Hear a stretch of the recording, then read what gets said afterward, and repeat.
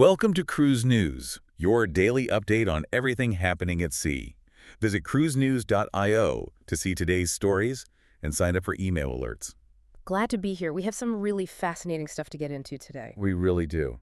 So I want you to think about your last cruise vacation for a second. Yeah, just picture that whole experience. Right. How much of that trip felt like a perfectly oiled, seamlessly engineered machine where every step was mapped out? And then on the flip side, how much of it felt like just spontaneous magic? Exactly, because looking at today's stories, a really clear theme emerged for us. The cruise industry is aggressively trying to build structures that support both of those extremes. They absolutely are. It's this wild logistical tightrope walk. Yeah, and today we're tracking those structural forces.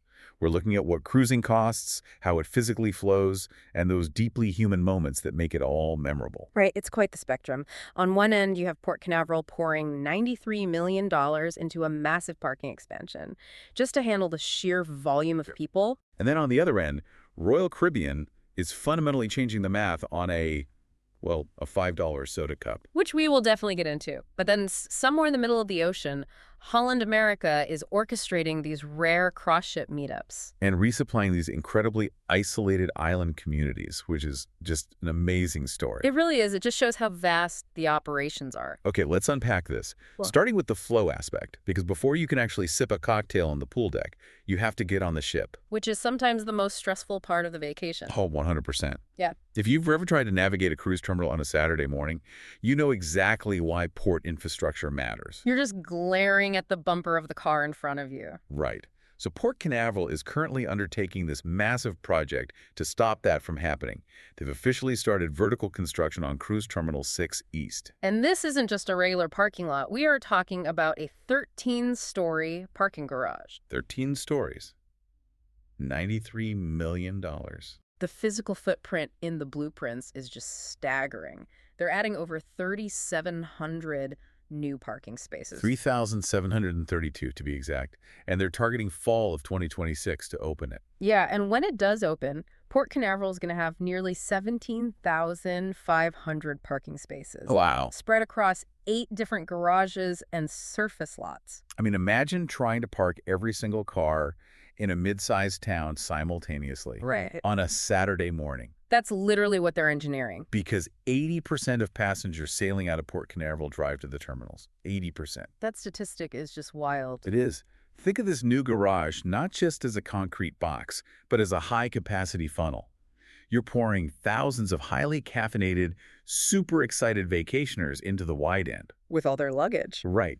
And the garage's entire job is to squeeze them down into a single, stress-free line at the gangway, without a single bottleneck. If we connect this to the bigger picture, it really explains Port Canaveral's strategy here. Yeah. This is part of their broader Port Canaveral Advantage capital plan. Which is nearly a billion-dollar initiative, right? Exactly. Because the choke point for the cruise industry has fundamentally shifted over the last decade. How so? Well, it used to be about managing the flow of people once they were on board. But the ships themselves have scaled up so dramatically. Oh, sure. You've got vessels like Royal Caribbean's Star of the Seas or Carnival's Mardi Gras. Right. And when those massive ships sail out of this region, the choke point shifts from the ocean directly to the curb. The home port war. Exactly. Winning that war means making the curb-to-ship transition absolutely frictionless. And you can see that panic prevention built right into the design of this 13-story giant. They're installing 8 extra-large luggage elevators. Which is huge for families. Oh, definitely. Plus, they're building twin 2-lane ramps, so cars are constantly moving upward instead of just, idling in a spiral. And they're putting in 2 vehicle connecting bridges to the adjacent Terminal 6 West Garage. Plus the pedestrian bridge, which I think is brilliant. It links directly to the Terminal 5 entrance. That pedestrian bridge is a critical piece of the puzzle, because this new garage is designated for passengers sailing from Terminals 5 and 6. Which is Royal Caribbean and Norwegian Cruise Line territory. Right. So you have all these families wrangling excited kids and heavy suitcases, forcing them to cross active traffic lanes where thousands of cars are trying to park. It's a recipe for disaster. Exactly. Putting them on an elevated walkway removes that danger entirely. We should probably talk about the cost side of this funnel, too. because parking is a real piece of the vacation budget. It definitely adds up. The daily parking rate at Port Canaveral is currently $20 a day, and the Port Authority actually just raised that rate in October 2025. Though what's surprising is that was their first price adjustment since 2017. Right, they held the line on that for years, and that same $20 rate is expected to apply to this new facility when it opens. Drive to traffic is the lifeblood of these Florida hubs. Port Canaveral alone processes over 1,000 sailings annually from 7 major lines. So if the land infrastructure doesn't match the ships in the water, the whole thing breaks down. They essentially have to invest that $93 million just to keep the funnel flowing. So Port Canaveral is spending millions to completely remove friction from your vacation. But once you actually get on the ship, Royal Caribbean is doing, well, the exact opposite. They are intentionally introducing friction. Right at the soda machine. Here's where it gets really interesting. Starting March 15th, 2026, Royal Caribbean is making a highly targeted change to its beverage packages. We are moving from the macro flow of thousands of cars to the microeconomics of onboard consumption. Yep. They are officially removing the default Coca-Cola Freestyle cup access from their deluxe beverage and royal refreshment packages. So let's lay out exactly what this means for the listener. Yeah, please. If you want that plastic souvenir cup with the smart chip in the bottom. The one for the self-serve machines. Yeah. Right. Exactly. The one that lets you mix your own cherry vanilla Diet Coke. You now have to pay a $4.99 one-time fee per sailing. And if you lose that cup at the pool, it is another $4.99 for a replacement. Now, just to be clear, the classic soda package remains unchanged. That one still automatically includes the cup. Right. But for the premium packages, it's now an unbundled add-on. We should also clarify that both the deluxe and refreshment packages still include your standard fountain sodas at the bars and restaurants. Yes. And the deluxe package still covers all your alcoholic and non-alcoholic drinks up to $14. You just don't get the self-serve Freestyle cup handed to you by default on embarkation day anymore. Exactly. Okay, wait, hold on. If I just dropped $1,000 or more on a deluxe unlimited drink package for my family, you're telling me Royal Caribbean is going to ask me to swipe my card for $5 just to get a plastic cup? That is what's happening, yes. That feels incredibly frustrating. Yep. I mean, it has major airline baggage fee energy. You pay for the premium ticket, and then they charge you for the overhead bin. It does feel like that. Are we really looking at unbundling every tiny perk as the new normal for cruising? Well, this raises an important question about corporate strategy, and the answer lies entirely in behavioral economics. Okay, explain that. This $4.99 fee isn't just a straightforward revenue grab to pad the bottom line. It acts as a behavioral hurdle. A behavioral hurdle, meaning the fee is just annoying enough to make you stop and think before you take a cup. Precisely. Industry analysts point to 3 massive drivers here: curbing package misuse, reducing single-use waste, and protecting long-term profit margins. The waste aspect makes sense. Under the old system, if the cup is free and automatic, every single person who buys a deluxe package takes one. Because human nature dictates that if it's free, you take it. Right.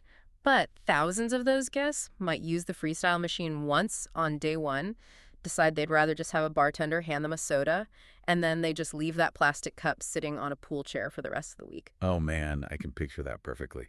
Just abandoned souvenir cups rolling across the Lido deck like plastic tumbleweeds. It's a massive waste of physical inventory. And then at the end of the sailing, the crew is collecting an enormous mountain of discarded perfectly good cups. Yeah, that's terrible. Furthermore, you have the issue of unauthorized sharing. Guests without beverage packages often borrow a friend's cup to use the self-serve machines. Oh, sure.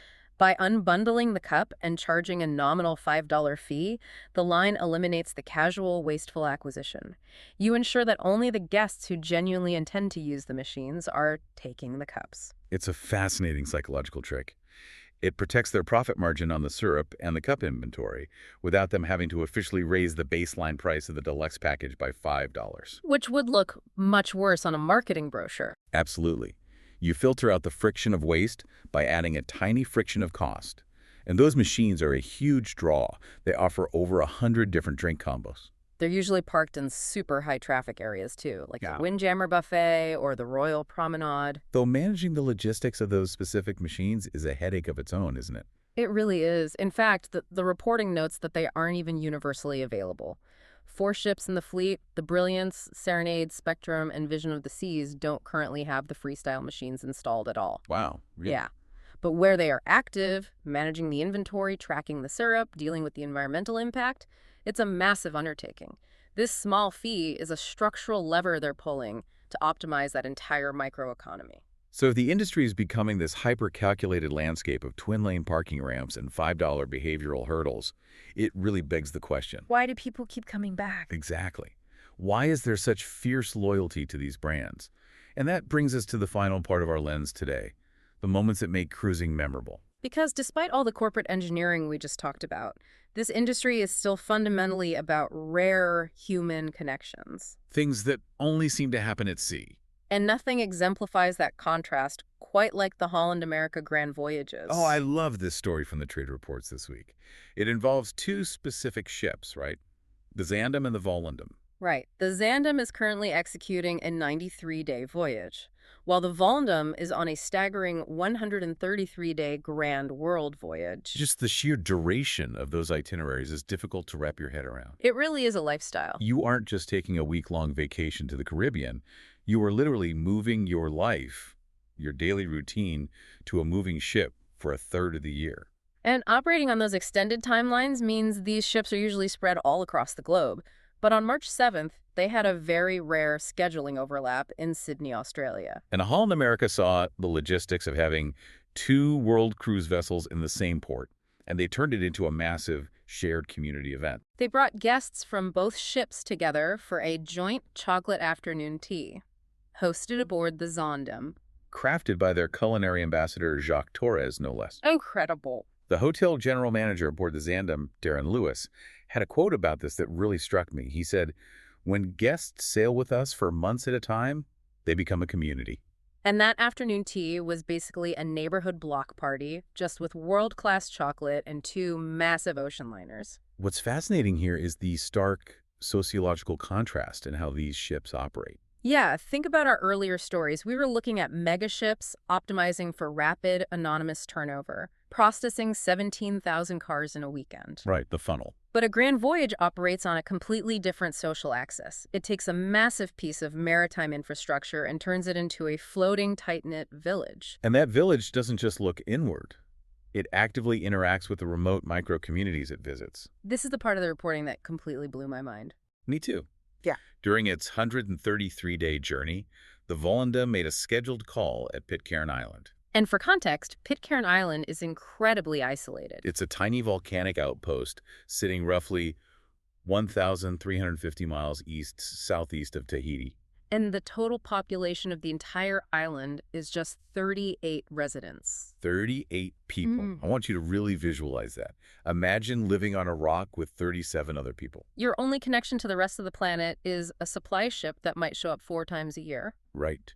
And suddenly, a massive floating luxury resort appears on the horizon. But the logistics of visiting an island like that are incredibly complex. Pitcairn doesn't have a deepwater cruise terminal with twin-lane ramps. No 13-story parking garages there. Definitely not. Yep. So Holland America considers it completely impractical to have thousands of cruise guests disembark and overwhelm the local infrastructure. So instead of the ship invading the island, they inverted the entire process. A delegation of 28 island residents boarded the Volendam. Which, if you do the math, is nearly the entire population of the territory. The mayor of Pitcairn actually led the delegation on board. They came onto the ship for a cultural exchange, setting up tables to discuss their daily life in this intensely isolated community. They offered handcrafted items made by their families. But the Volendam didn't just take in their culture and wave goodbye. No, they used their massive maritime supply chain to give back. The hotel general manager on the Volendam, Florin Dragomir, coordinated a massive donation of fresh provisions directly to the islanders. We are talking about fresh milk, meat, and eggs, items that are incredibly scarce when your supply chain only runs quarterly. It is a remarkable display of maritime solidarity, a luxury world cruise operating in the exact same corporate industry that is carefully calculating the cost of a soda cup. Is simultaneously serving as a vital resupply lifeline for one of the most remote populations on the planet. Captain Ren van Eerten even conducted a traditional maritime plaque exchange with the mayor. It's a vivid reminder that beneath the water slides and the beverage packages, a cruise ship is still a seafaring vessel. bound by the ancient traditions of the ocean. And that impulse to build community and give back, it doesn't stop when the ship leaves port either. No, back on board the Volendam, the passengers themselves are deeply invested in contributing to the world they're sailing around. The ship has an ongoing partnership with the nonprofit Project Linus, which provides handmade blankets to children facing illness, trauma, or crisis. The passengers on this world cruise actually run dedicated knitting workshops during their long stretches at sea. And the output of those workshops is phenomenal. Over the last 3 grand world voyages, the passengers and crew have hand-produced 1,600 blankets. The reporting specifically highlights 2 longtime passengers, Marty and Gail Gottlieb from Jacksonville, Florida. They have spearheaded this knitting effort for more than 7 world cruises. And listen to this specific logistical detail. For this current voyage, the Gottliebs arrived at the ship with nearly 1 million yards of yarn in more than 30 colors. 1 million yards of yarn. The dedication required to source, transport, and manage that material is staggering. I am just picturing the embarkation process for that. Did they have to check an entire wooden pallet of yarn at the terminal? Just imagine the port security X-ray machine just showing infinite, densely packed spools of wool. But they brought all of it on board to be meticulously knitted into blankets by a community of passengers over 133 days. It perfectly encapsulates everything we've been tracking today. It really does tie everything together. So what does this all mean for you, the listener? We have traveled across a truly wild landscape of stories.